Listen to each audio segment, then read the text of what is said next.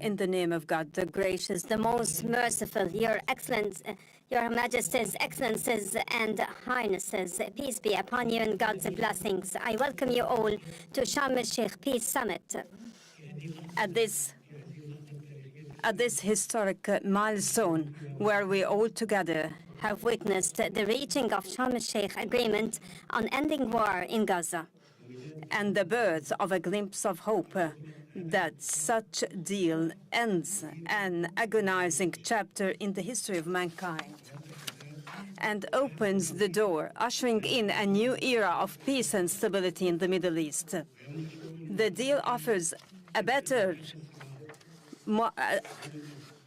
morrow to the conflict-fatigued and strained regional populations. And now we receive the valorous peace leaders that attained peace in the entire world. Allow me to invite His Excellency, the American President Donald Trump, to join the peace lovers leaders who advocate for peace in the world.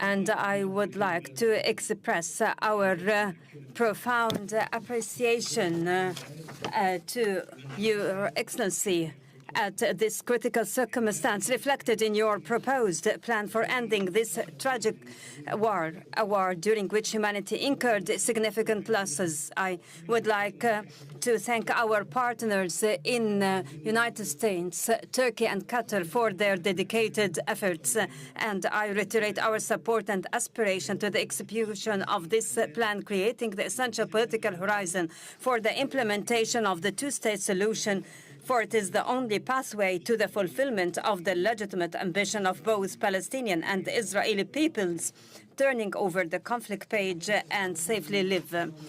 Excellency President, you have demonstrated that genuine leadership doesn't mean war waging, rather the ability to bring it to a halt. We trust your leadership that is capable to carry out the current deal and to execute your entire staged plan. Excellency President, let Gaza war be the last of wars in the Middle East.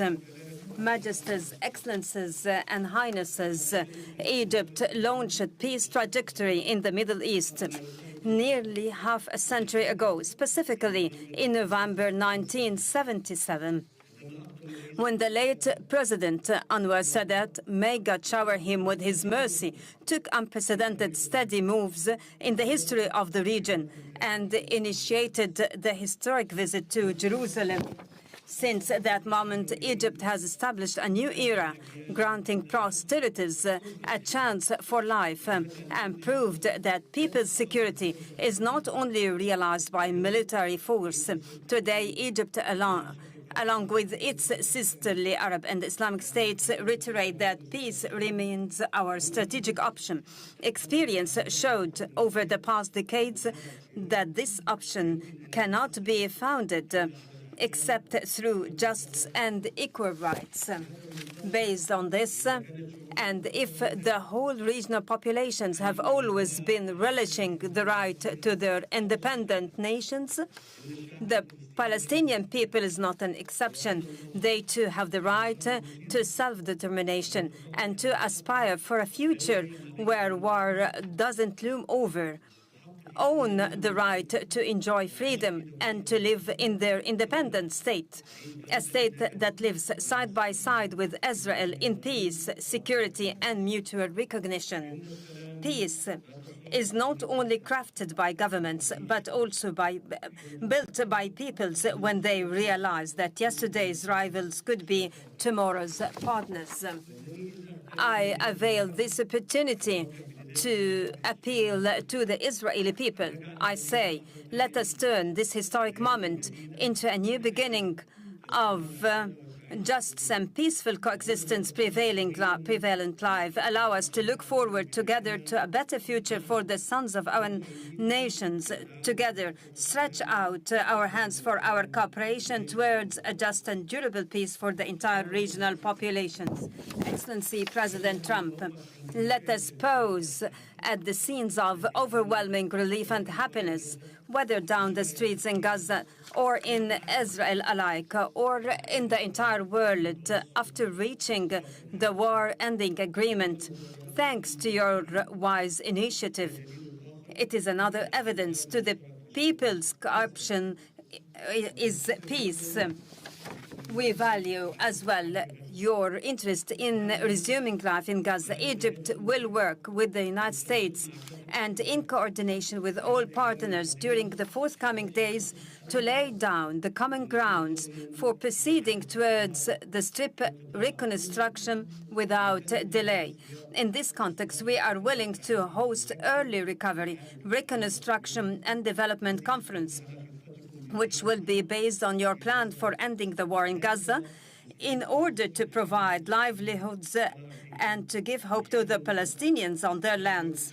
Peace cannot be completed until hands are extended for rebuilding in the aftermath of devastation.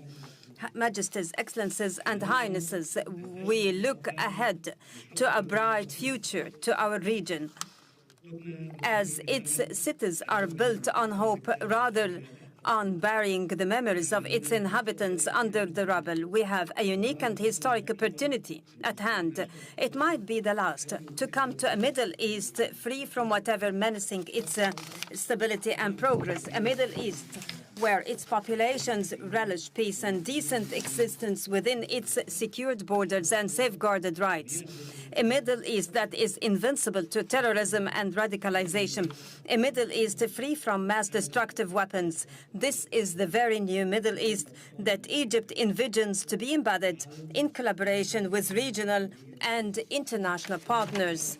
Today's agreement paves the way for that, and it should be cemented and implemented in all its stages, and to reach the implementation of the two-state solution, ensuring our joint vision, exemplifying coexistence among the regional populations, even exemplifying integration among all its states. Honorable attendees, before I conclude my speech, and in appreciation to President Donald Trump's efforts, I would like to declare before the August attendees Egypt's decree to decorate His Excellency with the Order of the Nile, the highest state honor among Egyptian decorations. It is awarded to heads of states and to those who render great services to humankind. Thank you all.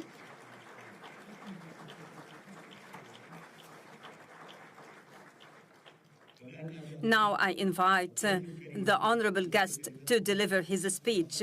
Excellency President Trump, kindly proceed. The floor is yours.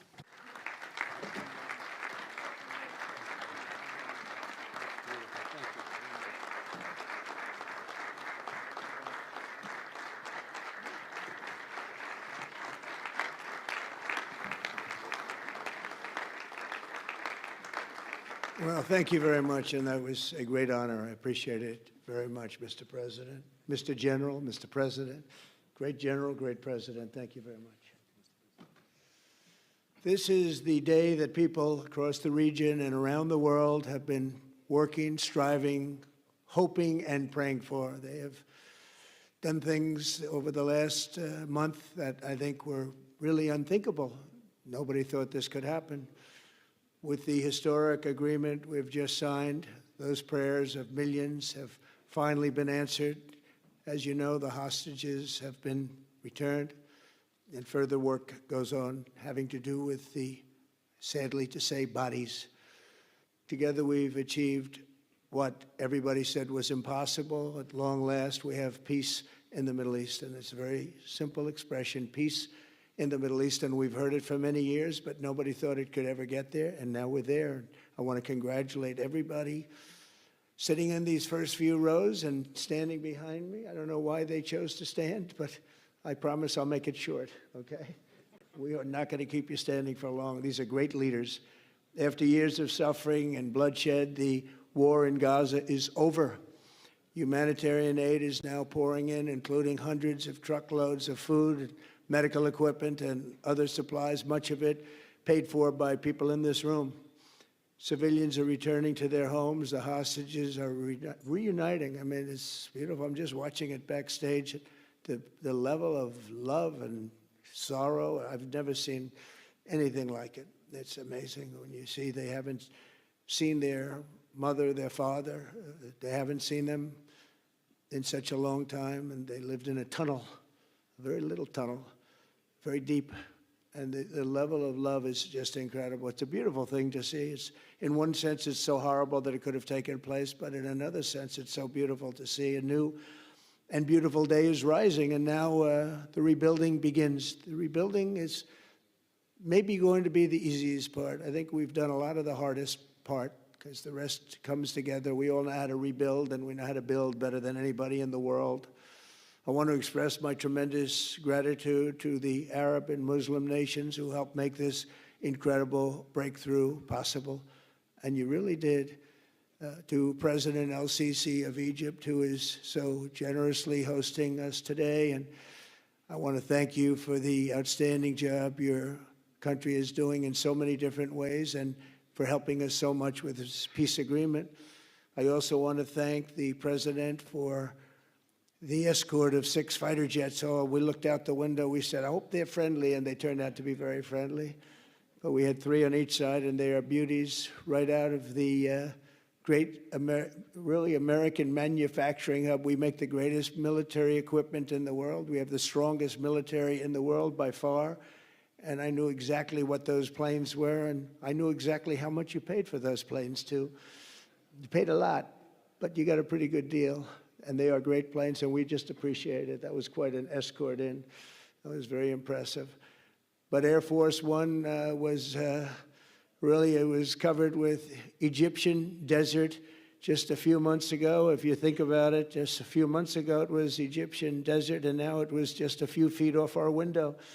And it was a spectacular sight, and I appreciate it very much. Really, that was pretty good. You got our people by surprise. I don't know if they were thrilled right at the beginning, but they were thrilled as we sailed along very, very calmly and safely. And I'm deeply honored to receive from you, Egypt's highest state honor, the Order of the Nile. The Nile is so beautiful, so magnificent. It's such a beautiful title, the Order of the Nile. Thank you very much, Mr. President. Appreciate it. Great honor. I also want to give a very special thanks to the Emir of Qatar, a man who's outstanding. He's been a friend of mine for a long time, long before politics, and he's a fantastically respected man. His Highness Sheikh Tamim is respected by everybody. He's respected by everybody, and in the most positive way, not only because of power, because of his heart. He's got a tremendous heart, and he's a great leader, and his country loves him. Thank you very much for being here. It's an honor.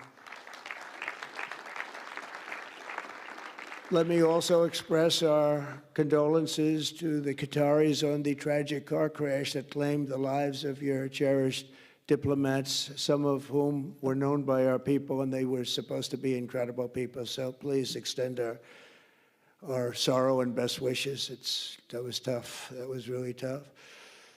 On this extraordinary occasion, I also want to give our sincere thanks to President Erdogan of Turkey. He's always there when I need him. He's such a tough guy. He is tough as you can be, but we love him. And when they have a problem with you, they always call me to handle it. And usually I come through. We just have a good relationship, but we have from the beginning. And so I want to thank you very much and say hello to your wife, your beautiful wife. And it's great to be with you. Always there. When I need him, he's always there. Thank you very much, Mr. President. And I also want to thank, I just spoke to him on the phone, His Royal Highness Crown Prince Mohammed, Saudi Arabia, a special friend of mine. Boy, he's come so long and so far, and he's doing a fantastic job for his country. And I want to just thank him. And, His Highness Sheikh Mohammed of the United Arab Emirates is here. Where? He's here someplace.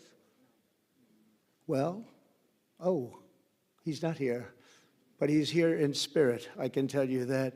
And he's been another one. He's been absolutely incredible, and we appreciate it very much. And His Majesty King Abdullah of Jordan, and thank you very much, King Abdul of Jordan. He's here. Thank you. Thank you. Thank you very much. And you really have been a great helper. We appreciate it. Appreciate it. Prime Minister Sharif of Pakistan, and also I have to say my favorite field marshal from Pakistan, who's not here, but the Prime Minister is here, and you're going to give his regards. Where are you? There you go. Thank you very much. Do you want to say what you said to me the other day? Come, would you like to say what you said the other day? I think it was so nice. Please.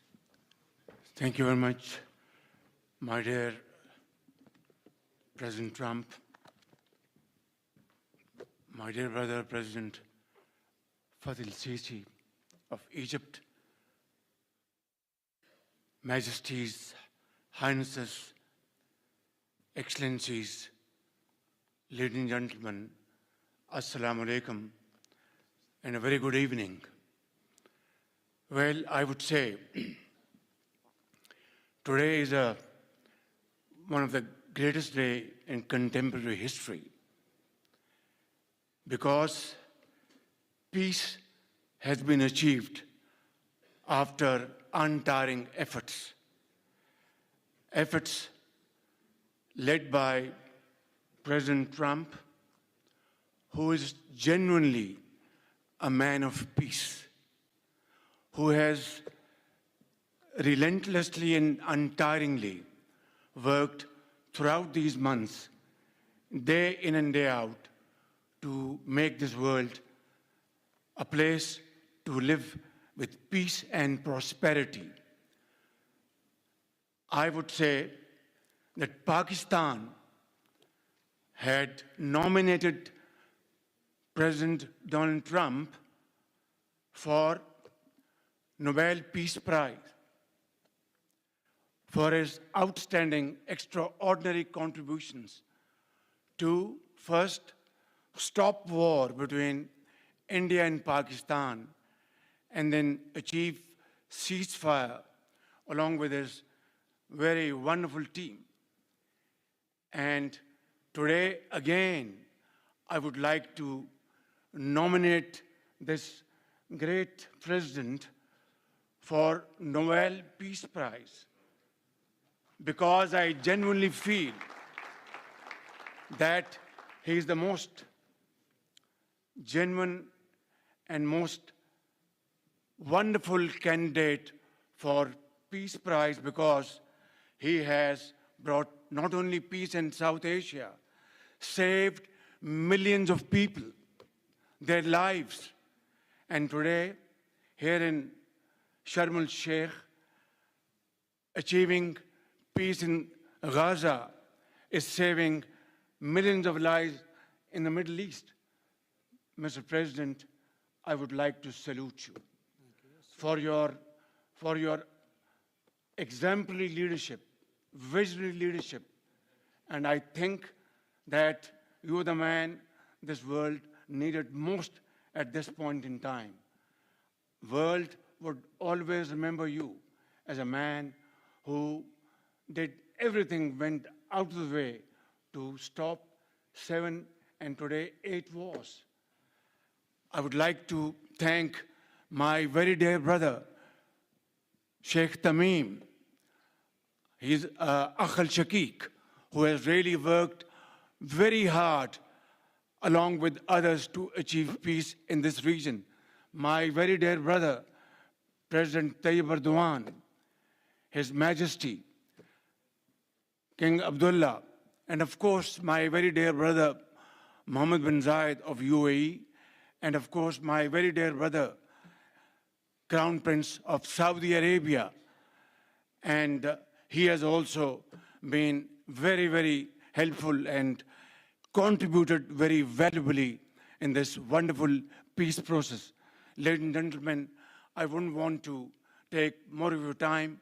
Suffice it to say, had it not been for this gentleman, not only Who knows? India and Pakistan are both nuclear powers.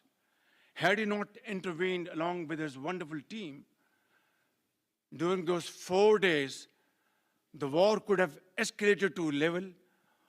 Who would have lived to tell what happened? And similarly, here in this part of the world, in the Middle East, Mr. President, your valuable contribution along with President Sisi, I think history will remember in golden words. I wouldn't say more, except God bless you, God give you long life to serve like this for all time to come. Thank you very much.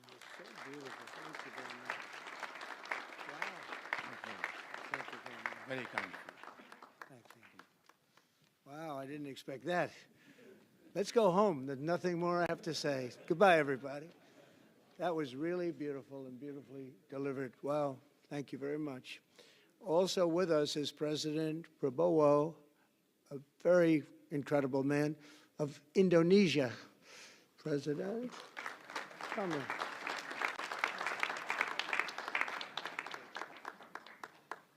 Great job. President Abbas of the Palestinian Authority. See, we have them all. We have them all. Great, great. It's good to have you. And so many others. I have a list here. This first 3 rows and what's standing behind me, I don't know why they chose to stand, but that's there. They're going to be very famous tomorrow, all of them. We have the Arab League is represented by His Excellency, and thank you very much for being here. Thank you very much. We have Armenia, and Azerbaijan. That's a little war that we stopped. That's a little war. There they are. Look at them. They're sitting. When I met with them, it was in the Oval Office. They fought for like 31 years or some crazy number.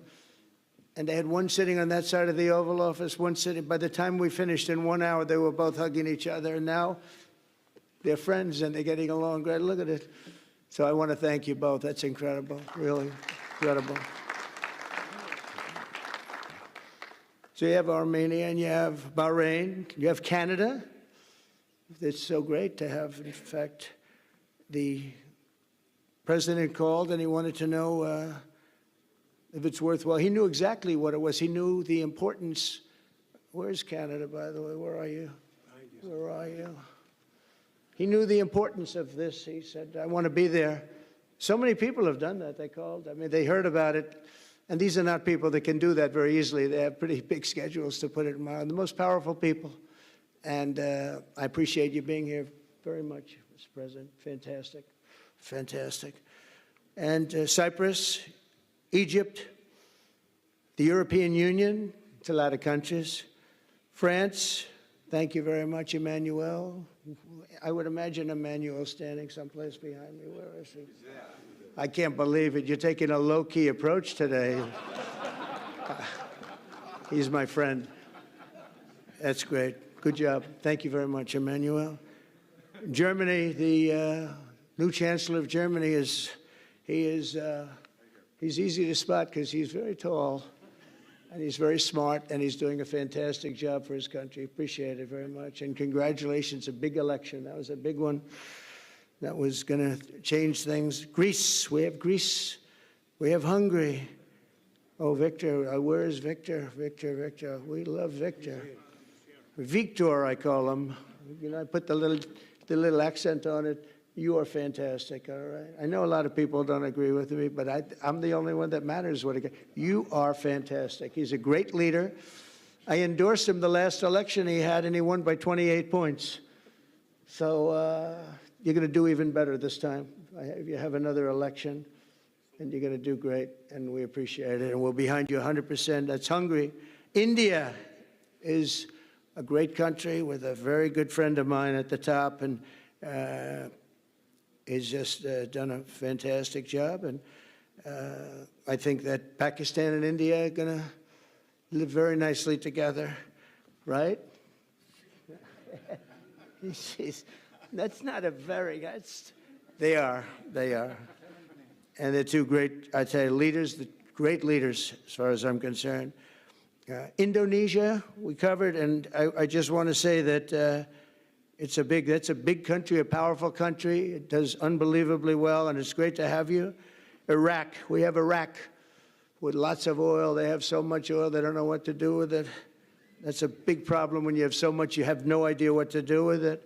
So thank you very much thank you very much. Italy, we have a young woman who's, I'm not allowed to say it because usually it's the end of your political career if you say it. She's a beautiful young woman. Now, if you use the word beautiful in the United States about a woman, that's the end of your political career, but I'll take my chances. Where is she? There she is. You don't mind being called beautiful, right? Because you are. Thank you very much for coming. We appreciate it. She wanted to be here, and she's incredible, and they really respect her in Italy. She's a very successful politician. We have Norway. Oh, Norway. Norway. What happened, Norway? What happened? Where's Norway? Where is he? We have Johnny.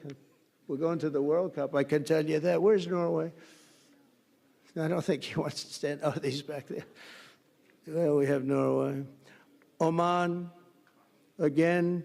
We have Paraguay. We have really fantastic representative from Saudi Arabia. Thank you very much. I'll tell you what, and this time we'll get you the best seat. He always gets the best seat. He deserves the best seat. But what a great place it is. Spain. Where's Spain? Are you guys working on him with respect to the GDP? We'll get close. We'll get close. But fantastic job you're doing. And UAE, which is great. United Kingdom. Where's United Kingdom? Where's our friend? Where? Come here.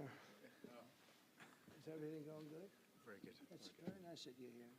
These people all came in like 20-minute notice. And I think it's fantastic. And we have so many others, and just so many others. And it's such a compliment to what we're doing, because what we've done is something very unique and very special. So it's perhaps the wealthiest and most powerful group of nations ever assembled at one time, which is a big thing. We have achieved together in recent days a change that really is historic, and it's going to be remembered forever. And I want to thank the American team for their amazing work, and I want to thank, I think he'll go down as the greatest Secretary of State in the history of our country. I really believe that, Marco, or I wouldn't say it. Marco Rubio, I wouldn't say it. Maybe I would. You're doing a great job. I'll tell you, he's on course to do it. We've done a lot of work in 9 months. We've done a lot of work. I say that, 1 year ago, a little more, but 1 year ago, America, the United States of America was was a dead country. The king told me, and I use that, he said, sir, 1 year ago it was a dead country. Today you have the hottest country anywhere in the world, and it is. It's the hottest country. So many investors are here. We have over $17 trillion being invested in the United States, which is a record that nobody has ever beaten. I don't think anybody will. And we still have 4 months to go before it's a year.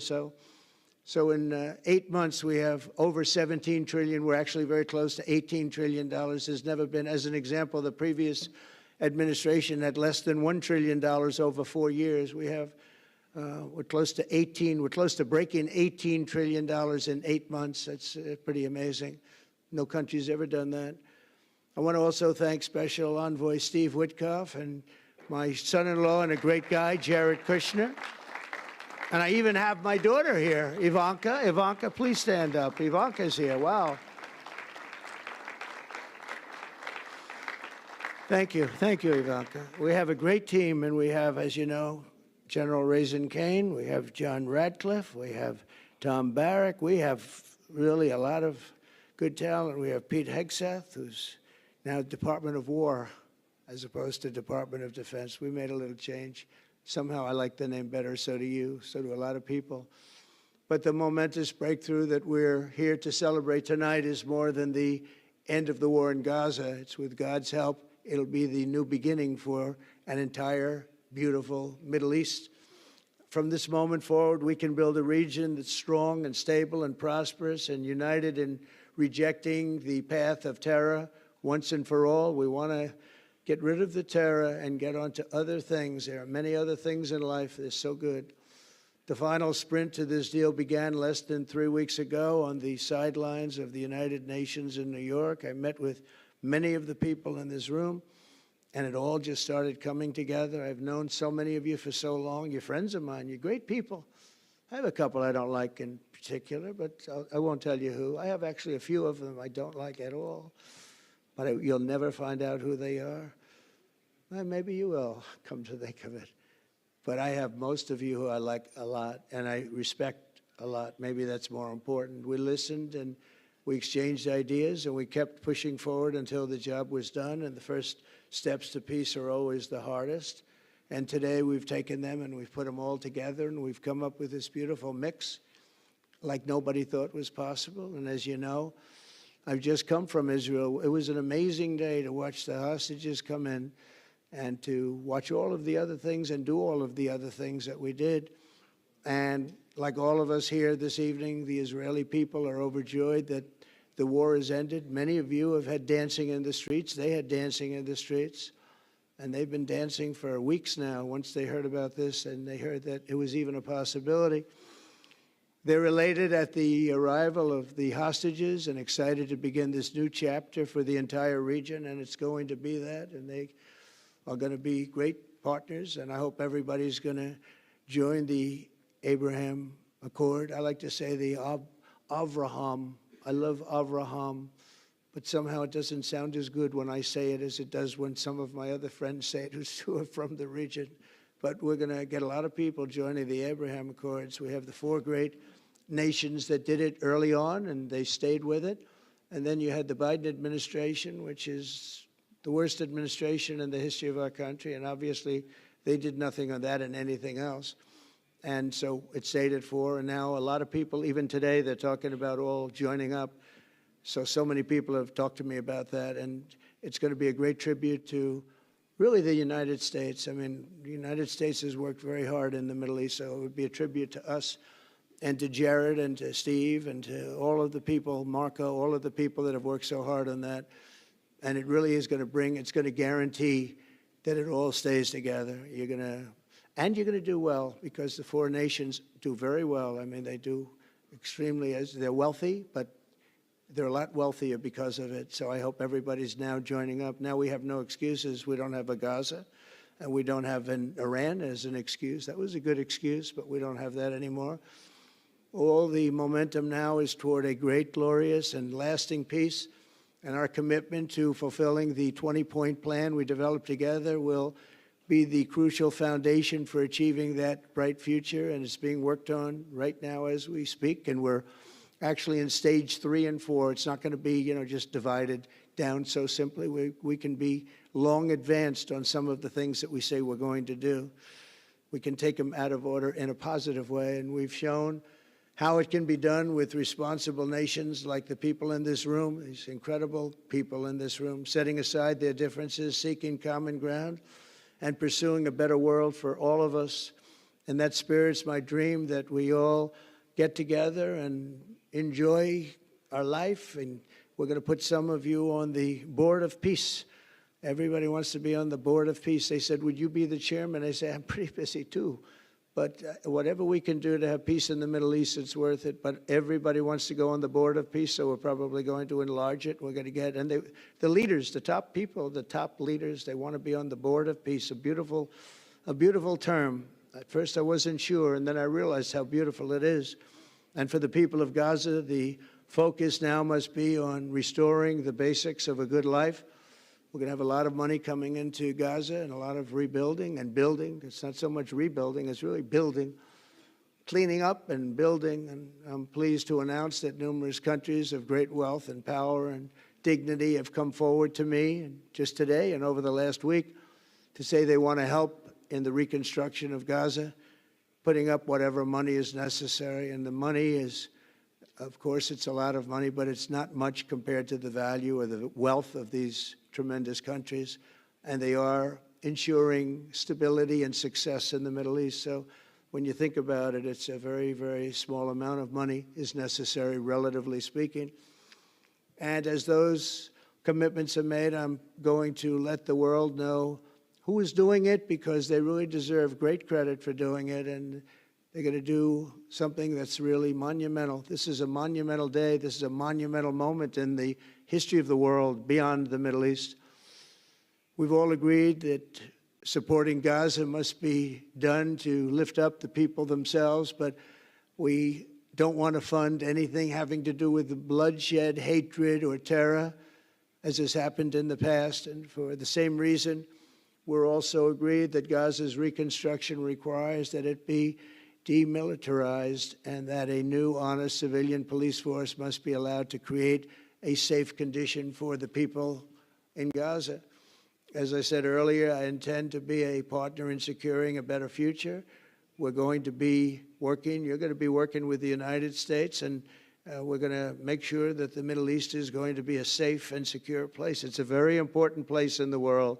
Means so much. There were so many people who said the Middle East, and this has been going for many, many decades. I've read it many times, that World War III will begin in the Middle East. It's not going to happen. That's not going to happen. There was a time that you would have thought it could have, but it's not going to happen. There won't be World War III, hopefully at all, but it's not going to start in the Middle East. We're not going to have a World War III if we're smart. There'll never be a World War III. Our work begins right here and right now. From ancient times, this region has been extraordinarily mixed with respect to people, culture, religions, all of the different elements of national characters, unlike maybe anywhere else on earth. And for 3,000 years, there's been conflict. For whatever reason, there's been tremendous conflict, always conflict. But today, for the first time anyone can remember, we have a once-in-a-lifetime chance to put the old feuds and bitter hatreds behind us. And that's why so many people in this room, they didn't get along. Some did, some didn't, but they're getting along now. This has brought the people together. This is the first time the Middle East crisis has brought people together as opposed to driving them apart. And to declare that our future will not be ruled by the fights of the generations past, which is foolish.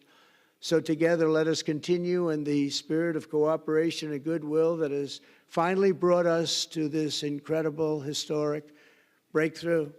If we do, together, we will reach the Middle East's incredible destiny, a safe and prosperous and beautiful crossroads of culture and commerce, faith in humanity and geographic center. This will be the geographic center of the world. So I just want to thank everybody for being here. I want to thank you all for what you've done and for this quick notice. It all came together just at one little period. It just came together. It's the greatest deals happen that way. If you do anything about deals, that's all I've done all my life is deals. The greatest deals just sort of happen. And that's what happened right here. And maybe this is going to be the greatest deal of them all, not just nation building, not just having to do with this or the political whims. This will be maybe the greatest deal of them all, period. And I want to thank all of you and all of these great nations and this region for what it's gone through and all of the fights it's had, or life over death and hope over strife and harmony over hatred. That's what we want. We want it to be that way because together we're going to forge a magnificent, great, and enduring peace. I want to just end by saying God bless you all. God bless the Middle East. God bless your countries. And God bless you. Thank you very much, everybody. Thank you. Thank you very much. Thank you.